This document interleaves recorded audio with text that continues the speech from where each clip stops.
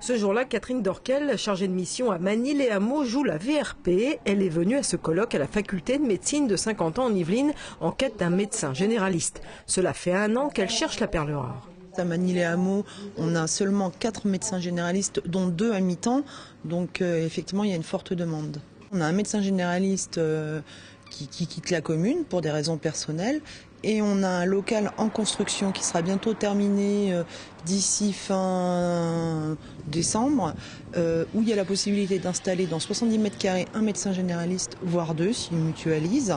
Il y a 70 mètres carrés avec un loyer plus que abordable. Un constat dressé également par cette kinésithérapeute installée en zone rurale. On a passé des annonces et on ne trouve personne pour l'instant. Ça, c'est la plus grosse difficulté, je pense, c'est recruter des personnes pour répondre à la demande de soins, quoi. Beaucoup de jeunes veulent travailler sur Paris même ou dans la proche couronne, mais dès qu'on s'éloigne un tout petit peu de Paris, en fait, il faut un véhicule, il y a moins de moyens de transport et donc ça attire moins les jeunes, je pense. On essaye d'être le plus attractif possible. C'est vrai que nous, on va changer de cabinet pour avoir un cabinet aux normes handicapées. Trouver un médecin, même dans les Yvelines, cela peut sembler compliqué, mais comment l'expliquer ? Dans les 4-5 ans qui vont venir, on sait qu'il y a 20% des médecins, notamment médecins généralistes, qui vont partir à la retraite.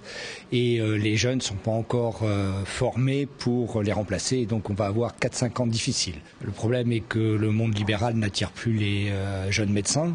Ils savent faire très bien la comparaison entre la sécurité du système public et puis les difficultés actuelles du monde libéral.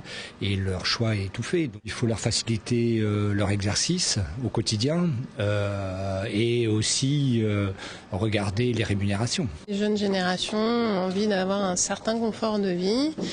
Quand vous êtes généraliste, vous êtes appelé à toute heure, etc. Donc c'est compliqué de concilier vie privée, vie professionnelle. Et donc les gens se dirigent plus vers des structures de salariat. Le département compte 1700 médecins généralistes. Cela peut sembler satisfaisant, mais les disparités géographiques sont importantes. Et d'autres secteurs sont en sous-effectif, comme la psychiatrie et la gynécologie. Même constat pour la filière paramédicale. Nathalie Kiss est orthophoniste. Pour elle, le frein principal, c'est le manque de locaux. Le premier frein, c'est les locaux.